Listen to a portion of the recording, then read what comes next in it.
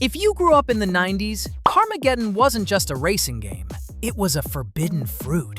It was the game your parents banned because you could run over grandma for bonus points. It was chaotic, offensive, and most importantly, it was free. You could drive anywhere, smash anyone, and ignore the race completely. Now it's 2026. Carmageddon Rogue Shift has just launched, and the reviews are complicated.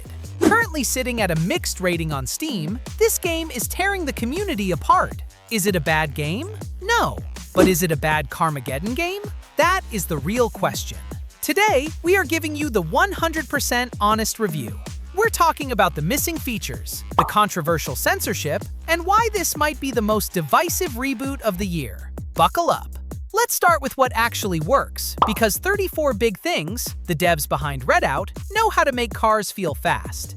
Visually, the game looks fantastic. Built on Unreal Engine 5, the lighting is moody, the explosions are punchy, and the performance is surprisingly solid.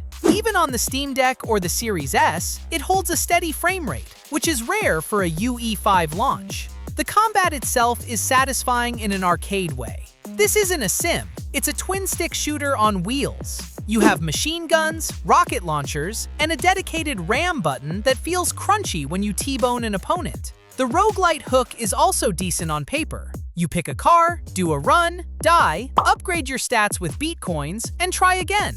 It's the Hades loop applied to a demolition derby. When you finally unlock a legendary weapon and melt a boss in 10 seconds, it feels great. But that feeling fades fast. And that brings us to the problems. The biggest issue with Rogue Shift is that it fundamentally misunderstands what made Carmageddon fun.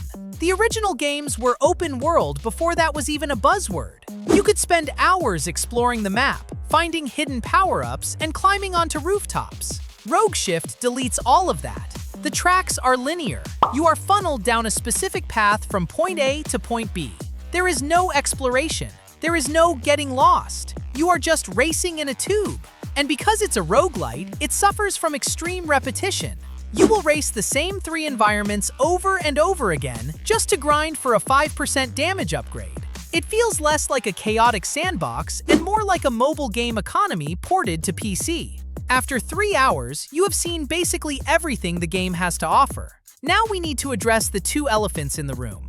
First, the zombies. In the old games, you ran over humans. It was dark, satirical humor. In Rogue Shift, they have replaced everyone with the wasted, generic green zombies. The devs say this fits the post-apocalyptic lore, but let's be real. It feels safe. It feels sanitized. It loses that punk rock edge that defined the franchise. Smashing a zombie just doesn't have the same shock value. But the real deal breaker? There is no multiplayer. I repeat, a car combat game in 2026 launched with single player only. No split screen, no online lobbies. This franchise was built on smashing your friends. Removing PvP from Carmageddon is like removing the ball from FIFA. It makes no sense. The devs have hinted they might add it later if sales are good, but asking $40 for a solo-only arena racer is a tough sell.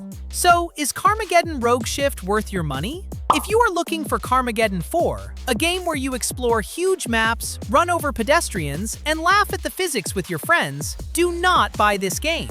You will be disappointed. Go play Wreckfest or emulate the original Karma 2. However, if you ignore the brand name and just want a mindless, single-player arcade shooter to play on the bus or during a podcast, it's fine. It's a solid 6 out of 10 game trapped in the body of a legendary franchise. My advice? Wait for a sale. $40 is too steep for a repetitive roguelite with no multiplayer. Pick it up when it hits 15 bucks, or wait for the multiplayer update if it ever happens. But that's just my take. I want to hear from the OGs in the comments. Does the lack of multiplayer kill this game for you? Or are you enjoying the solo grind? Let me know down below.